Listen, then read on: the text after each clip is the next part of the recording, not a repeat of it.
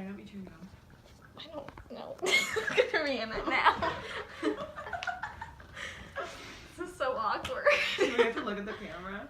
Sorry, Dr. Hammer. We don't know how to edit videos, so you have to see all of this. Okay. I'm Caitlin. I'm Emily. We're gonna talk about Unbroken. Which we just watched last night. It was Young Person from the Provinces was the right? Yeah.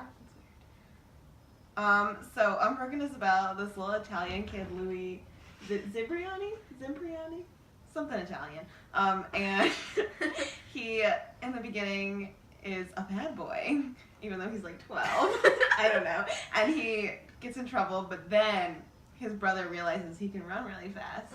So he starts running a lot, and it makes him a better person, I guess. Also, there was like a weird thing where, like, upskirt shots. I was not happy about that one. Oh, yeah. Anyway, not unrelated. We haven't discussed this yet, so we're unpacking. And then, yeah, he goes to the Olympics. Yeah, he goes to the Olympics, and then he's supposed to go to Tokyo in 4 years and, like, complete his dream and actually win a medal, but then the war starts, so then he joins the military, and then his plane crashes, and then he has this whole survival story. So yeah, we didn't really like it. We thought it was kind of cliche. Like, it didn't really add anything interesting to the, like, war period drama or the World War II drama that like hadn't really been done before. And it was a little overdone and really dramatic, and there were a lot of lens flares. Yeah, that's what we were saying. The cinematography, like, there was nothing really new about it. Yeah, there was a lot of lens flares, and then like the close-up shot of like his face when he's like holding the beam, and then like shooting back and forth between him and then the Japanese guy. I don't know his name. The bird. Yeah, the bird. And we're both people that really are really interested in music and film, and like usually follow that really closely. And I don't think it stood out to either of us at all. Yeah, no. Like it wasn't. Really. It just wasn't a standout at all in that way. Yeah, it's pretty standard. And then we read a little bit more about his story and how he like found God, I guess, after this, and then had this whole like forgiveness journey where he went back to Japan and like was like, I guess, met with a lot of his captors and like, forgave them and stuff, and we think that would have been a much more interesting film, just because that would have brought something really new to the war narrative, where I feel like this is kind of just like the good old American boy goes off to war and like is a hero. Yeah, I was saying there's like a movie that has Colin Firth in it that's called The Railway Man, which I've like seen clips from it, but I haven't seen the whole thing. But that is like essentially the same thing, where this guy was in a POW camp, like in the like under the Japanese, and then he went back, and the whole movie was about him like learning to forgive his captors later. So we were saying like there's interesting things you could do with that in that genre, but like they totally just glossed over the ending in like 5 minutes and just like ended with him getting home, which we kind of felt was like not satisfying. I feel like this isn't what Angelina Jolie was probably trying to do with it, but it was like just really like a war propaganda film. But like knowing her as a person, I feel like maybe there's something that went over our heads in this, which I know like she's really involved in like a lot of refugee camps and stuff. So I feel like there maybe was something related to that she was trying to say, but it really just felt like American propaganda because of the way that it was poised. I don't know. And the only non-white people being like their evil captors, I don't know. Yeah. Is interesting.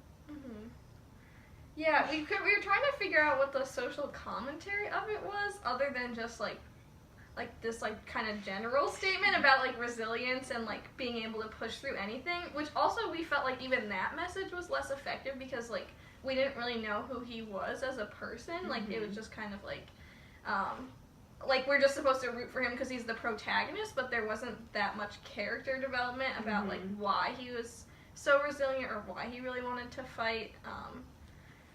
I don't know. We felt like that could have been developed more. But other than that, we didn't even really know what the social commentary of the movie was. Yeah, so I'm sure you'll tell us in class tomorrow. Yeah. And we're like, maybe it has something to do with him being like Italian American and like being like having that. Experiencing like kind of racism-ish in America, not really. What's the word? It's like not racist. Ethno? Yeah. Something to. Xenophobia. I don't even know. Yeah, like something related to that, but I don't know, because that wasn't like, I mean... In the beginning he like got called a few slurs, but I just, because it wasn't as strong of a theme, I didn't feel like it was necessarily a big part, I don't know. Oh, we also talked about, like, food as a thread in the movie. It was interesting the way that they used it. I really liked the scene in the beginning where his mom is making the gnocchi, and then they bring it up later, the gnocchi, and then they use it when he's as like trying to bait him to like lie about the war to Americans over the radio. That scene was actually really interesting to me. Yeah. I don't know. But I don't know, was that a real thing? I'm not sure if that's a real thing that ever happened. I don't know, but it was interesting. Oh, like asking him to do American propaganda. Yeah, that was cool. And then they tried to feed him to like bait him. And the guy that ate all the chocolate. Also, this is another thing that I said, this is unrelated to the film, but they totally ate that guy after he died. Because that's what always happens, and they're always like, no, we didn't, I swear. And then you find out that they did. So, just saying. Yeah. Just thought. Yeah, so... This has been enough time, right? I know. I guess maybe they were saying something about, like, gluttony. Like, that could be an underlying theme of, like, the guy who ate the chocolate died, and then, like, they kind of, like, shamed the people who took the food and, like, did the propaganda, and, like, he's, like, the hero because he turned it down. Although, like, in real life, like, I feel like you really can't fault people for doing that and not wanting to go back to, like, being tortured and starving. Yeah. But in the movie, it was, like, painted in that light. So maybe that's, like, something that's interesting to think about. But I might have liked it better if I was a more patriotic person, or if we didn't have the current political climate. I was also trying to think, maybe, like, in that time period for social commentary, maybe in that time period there was stuff going on. And I know there was, like, a lot of, like, torture reports coming out. In 2014? That was, like, the late Obama years with, like, Guantanamo Bay stuff. Yeah. And all that. So maybe that